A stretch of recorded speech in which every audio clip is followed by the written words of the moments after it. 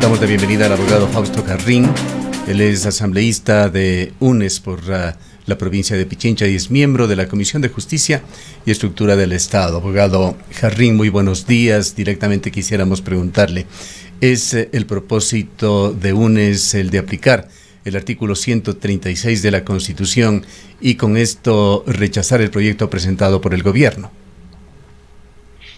Buenos días, licenciado Cardoso. Un saludo para Azuay, un saludo para Cuenca y un saludo para todos los ecuatorianos y ecuatorianas que miran y escuchan este espacio. En efecto, consideramos que tratar de abordar alrededor de 31 cuerpos normativos en un solo proyecto urgente afecta a la unidad de materia, que es una norma constitucional, y creemos que el camino que debería seguir esta propuesta, este proyecto de ley, justamente es el de aplicársele la Constitución y exigirle al gobierno que presente estos proyectos tan necesarios, tan urgentes, pero respetando la norma constitucional. Ya nos pasamos 4 años y respetando la Constitución, creemos que sería una buena forma de empezar un nuevo capítulo en la historia del país para el nuevo gobierno, no replicar las cosas que hizo el anterior. Le voy a repetir una teoría que no es mía, que la hemos escuchado y con insistencia en estos días, que podría ser una estrategia del gobierno de Guillermo Lasso justamente enviar el proyecto así, como se ha mandado a la Asamblea, para lograr esto, vender la imagen al país de que la Asamblea no apoya un cambio, no apoya un proyecto, e ir entonces a los mecanismos de democracia directa que semanas antes había anunciado el gobierno. Ustedes, acogiendo esta hipótesis o esta teoría, ¿permitirían que esto suceda? Mire, licenciado, yo creo que más allá de cualquier diferencia política, ideológica que podamos tener con el gobierno actual, yo creo que el actual presidente tiene algunas cosas bastante más claras que el anterior. Yo creo que él entiende perfectamente bien que el país en este momento no está para más ejercicios electorales. El país requiere con urgencia las medidas necesarias para enfrentar la crisis económica, la crisis sanitaria, la crisis en seguridad que estamos viviendo todos. Y eso nosotros también lo entendemos claramente. Nosotros, a costa de dejar pasar o a costa de que recién se pueda empezar a discutir algo que se debía discutir y que se sigue debiendo discutir desde ya, no estamos en la línea de violar la Constitución. Sin embargo, como usted conoce perfectamente bien, esto es un procedimiento normado. La Asamblea tiene su autoridad para este tipo de circunstancias, que es el CAL, el famoso Consejo Administrativo de la Legislatura. Por información de la propia presidenta, la Unidad de Técnica Legislativa está realizando un informe, determinará si hay unidad de materia en la ley, y eso pasará a votación. En el CAL son 7 miembros, nosotros tenemos exclusivamente un voto en el CAL, nosotros mantendremos nuestra posición constitucional, pero el CAL decide por razones políticas. Ya escuchaba a la izquierda democrática y hacerlo además con sendos comunicados que se colgaron en las redes sociales, que va a apoyar esto. Así que dentro de lo que se esperaría, tomando en cuenta que la señora Yori llegó a la Asamblea, a la presidencia de la Asamblea en un acuerdo con el oficialismo, creemos que es muy probable que existan ya los votos y que tendremos que pasar a discutir este proyecto de ley, en donde el mismo Consejo Administrativo de la Legislatura determine. Me imaginaría yo que será la Comisión de Régimen Económico la que se haga cargo de este proyecto de ley, y tendremos que pasar a un tema delicado, que es la discusión de esta ley. Esta ley, insisto, afecta alrededor de 31 cuerpos normativos. Habrá cosas que son válidas, habrán cosas que se pueden pulir, que se pueden discutir, y hay otras cosas que creo, al menos yo, que son de extrema gravedad, de mucha delicadeza, y que esas ojalá tengamos la amplitud todos de estar listos para deponer posiciones y asumir las que se deben y retirar las que no. Asambleísta, más allá de este proceso que sin duda es importante en materia de respeto a la norma jurídica, a la Constitución, ¿cuál es la posición de ustedes en términos generales sobre esta propuesta que está haciendo el presidente, que ha hecho ya el presidente Guillermo Lasso, y que, como usted dice, probablemente pasará a ser analizada y debatida ya en la Asamblea Nacional y quizás incluso por el Pleno de la Asamblea Nacional de llegar a concretarse los procedimientos. ¿Cuáles son las lecturas y los pronunciamientos y sobre todo la posición que tienen ustedes respecto de esta posibilidad de que el país cuente con una normativa laboral paralela al Código del Trabajo o alternativa, como la han denominado, estos cambios en materia tributaria y esta propuesta económica en general? Muchas gracias. Mire, nosotros desde el inicio del nuevo gobierno, y seguimos estando en esa posición, estamos listos y predispuestos a dialogar lo que sea necesario dialogar. Creemos que el país necesita justamente eso, un proceso de diálogo que nos saque de esta dinámica perversa de dividirnos, de atacarnos entre unos y otros en lugar de salir juntos adelante. Creemos que eso es necesario, siempre lo hemos creído y en la bancada estamos absolutamente abiertos a estos procesos de conversación. En lo que tiene que ver ya con temas puntuales, como usted sabe, el tema impositivo, el tema tributario, es un asunto que está concebido como un esquema de redistribución de riqueza. Para nosotros la implementación, por ejemplo, de un mínimo sin posibilidad de deducciones torna este proceso injusto. No es lo mismo una persona soltera que vive con sus padres, que gana $2,000, a un padre de familia o madre de familia cuyo cónyuge no trabaja y que tiene hijos, ¿no? Las deducciones son justamente para tratar de hacer razonable esos techos, esa movilidad de quien tributa. También nos parece complejo de entender cómo es posible que el que gana 2,000 llegue a pagar casi el 2,000% de lo que pagaba y el que gana más de 300,000 llegue a pagar menos del 1%. Entonces, son cosas que, sin criticar completamente la estructura de la propuesta, deberían ajustarse, deberían poderse ajustar para que los que más tienen sean los que más pagan. Por un lado. Por lo demás, creo que el país necesita enfrentar esto. Abogado por otro Jarrín, lado, una cosa que a nosotros sí nos preocupa y muchísimo son los temas relacionados con las reformas laborales, porque de entrada la existencia de dos cuerpos normativos que protegen a unos y a otros de forma diferenciada podría atentar contra la igualdad constitucional y contra el derecho a la seguridad jurídica de todos los trabajadores. Usted ha dicho algo muy, muy importante, abogado Jarrín, de que esto tiene que resolverse con el diálogo. Esperemos que sus palabras y la intención de su bloque sean absolutamente sinceras, porque sin la menor duda ese es el camino. Ahora, la pregunta es, ¿con qué alcances y con qué límites se puede dialogar? Esta tarde se ha anunciado que la ministra de Gobierno, Alexandra Vela, se reunirá con la cabeza del bloque de ustedes, con Paola Cabezas. ¿Qué se puede dialogar? ¿Qué se puede cabildear, si es que cabe el término negociar? ¿Qué alcances y límites pueden haber dentro de este diálogo que se establecerá el día de hoy? Conocemos de la apertura del gobierno a dialogar con nosotros. Eso nosotros lo respetamos y lo celebramos como corresponde, porque creo que de eso se trata, licenciado Cardoso. Tenemos una propuesta base.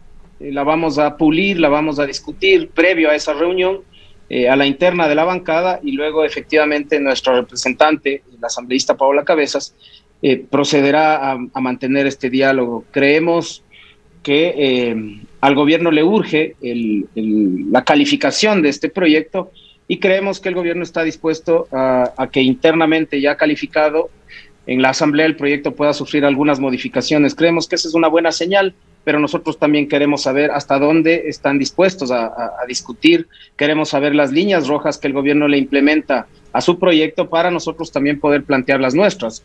La materia laboral es la más delicada de todas en este proyecto.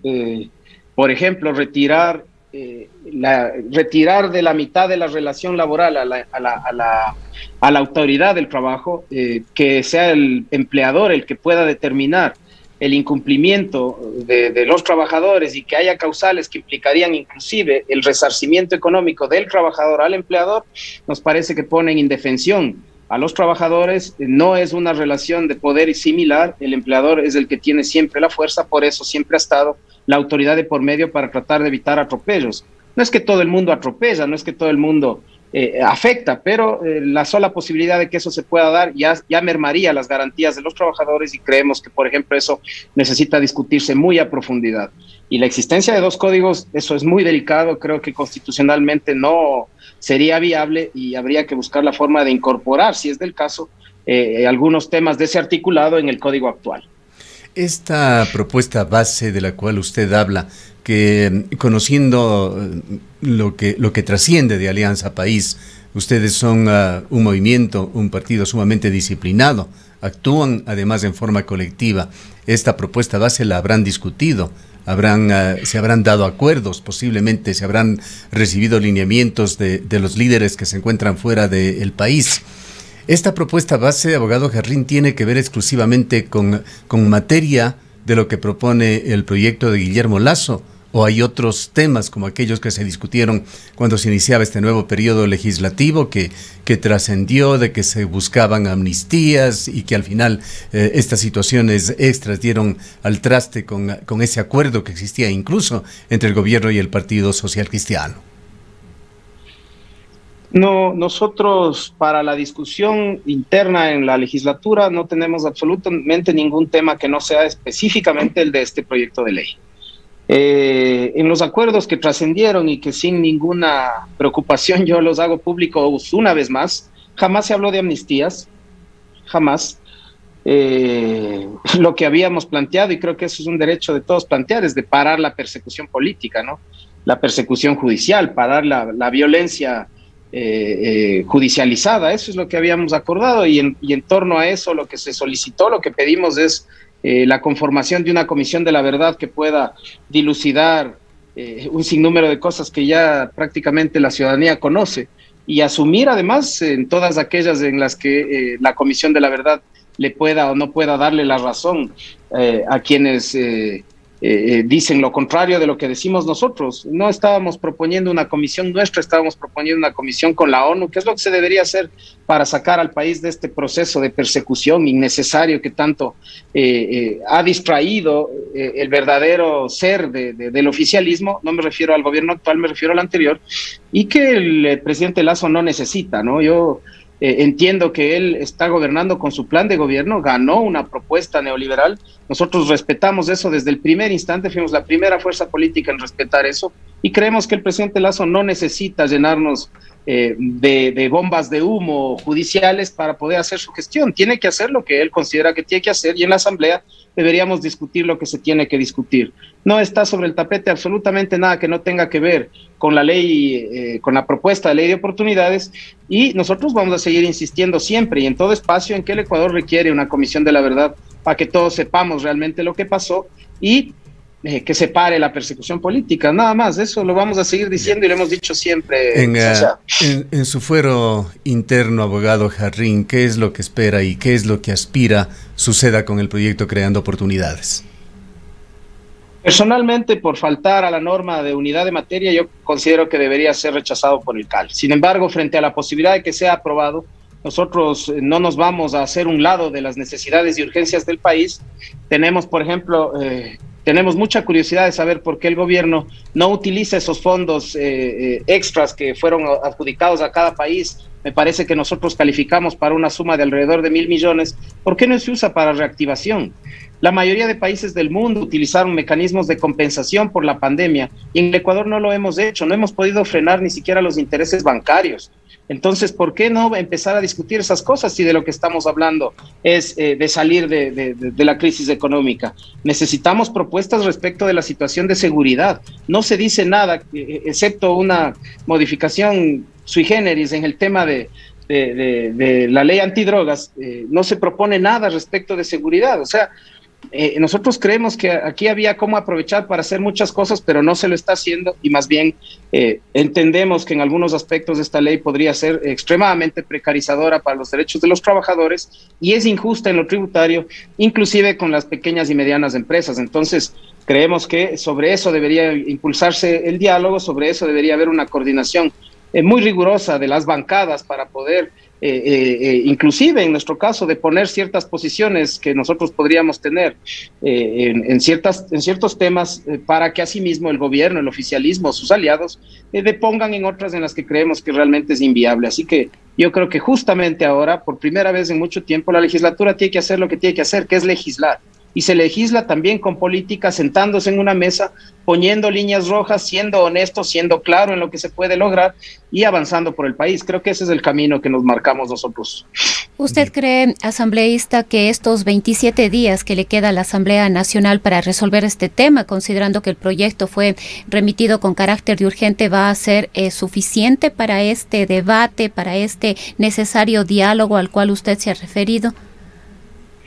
Tendría que ser suficiente, licenciada, porque de caso contrario entrará por Ministerio de la Ley y eso sería extremadamente delicado.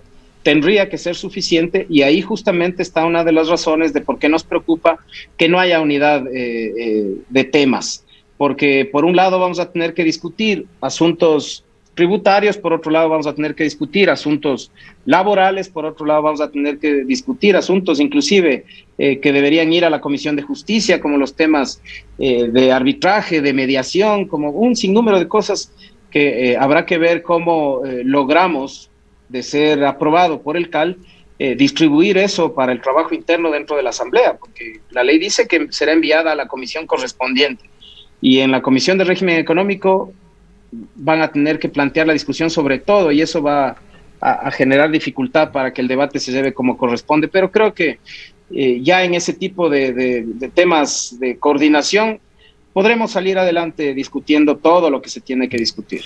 Reiteramos, esperamos que esta predisposición al diálogo que usted ha expresado como eje transversal en este diálogo, abogado Jarrín, efectivamente sea sincero y se dé, porque reiteramos, ese sería el mejor camino para los intereses generales de Ecuador.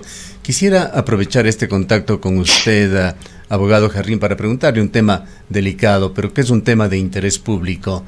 ¿Qué ha sucedido? ¿Qué deriva ha tenido la investigación del asesinato de Harrison Salcedo, abogado de Jorge Glass? Hay un paralelismo aquí.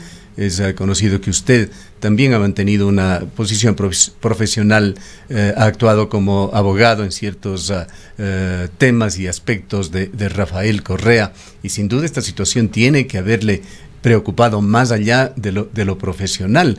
Estos niveles de violencia de Ecuador son realmente alarmantes. Continúa tras esta situación gravísima que se vivió en las cárceles. Todos los días están muriendo ecuatorianos en las calles, hay un sicariato muy activo, la situación de las cárceles no se ha solucionado. Fausto Cobo, acabamos de informarnos, ha dejado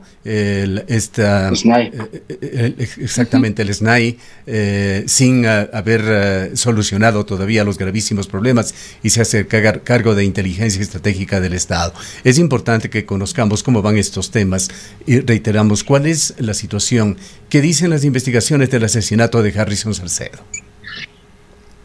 Gracias, licenciado. Sí, fui pues, ya no, desde que asumí el espacio en la Asamblea, he dejado de ser el abogado personal del expresidente Correa. También fui el abogado de Jorge Glass en la solicitud de medidas cautelares internacionales de las que él es beneficiario, y en este momento eso se encuentra en un proceso de ampliación de medidas cautelares, producto de que justamente lo que usted narra, la situación de las cárceles realmente nos preocupa y nos asusta a todos. En lo personal, sin duda, he tenido momentos complejos por lo que sucedió con Harrison. Sí, mi familia también estuvo muy preocupada de las investigaciones. Extrajudicialmente conozco que la situación de Harrison no tuvo nada que ver con la defensa de Jorge Glass, sino probablemente con la defensa de otros procesos que él tenía. Sin embargo, siempre fue preocupante para mí, por ejemplo, y lo tengo denunciado en la fiscalía, lastimosamente no ha avanzado como debería avanzar. Fui víctima de intercepción de datos, de seguimientos irregulares en mi vida personal, y se divulgaron correos míos en las redes sociales acusándome de defensor de Jorge, y se llegaron a divulgar inclusive correos míos hacia la propia CIDH cuando yo tenía planteada ahí una medida cautelar justamente por seguimientos irregulares. Así que más allá de la torpeza con la que actuaron. Yo ya había sido víctima de este tipo de circunstancias en el gobierno anterior, no puedo decir lo mismo del gobierno actual, y espero más bien que se investigue lo que se tiene que investigar. Aparentemente sería un crimen violento de sicariato, pero no está relacionado con la defensa de Jorge Glass. Jorge Glass se quedó sin abogado un buen tiempo, está nuevamente defendido, y en los procesos que le corresponden, ¿no? Desde la cárcel, sí, con una situación muy delicada. La última vez tuvo que ser trasladado en medio del fuego cruzado.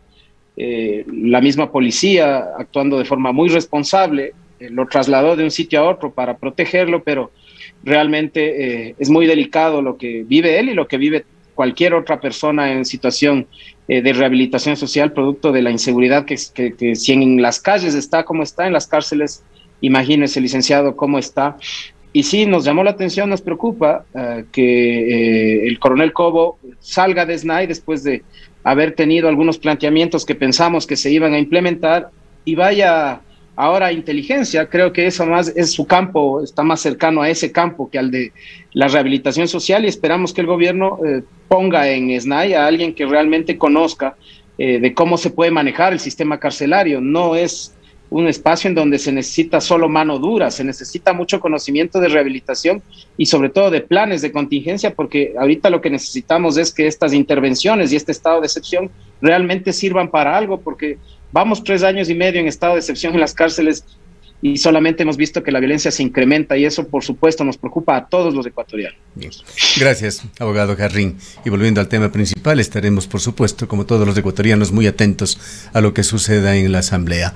Han escuchado al abogado Fausto Jarrín, asambleísta de UNES, miembro de la Comisión de Justicia y Estructura del Estado en la Asamblea, también ex abogado Rafael Correa y Jorge Glass.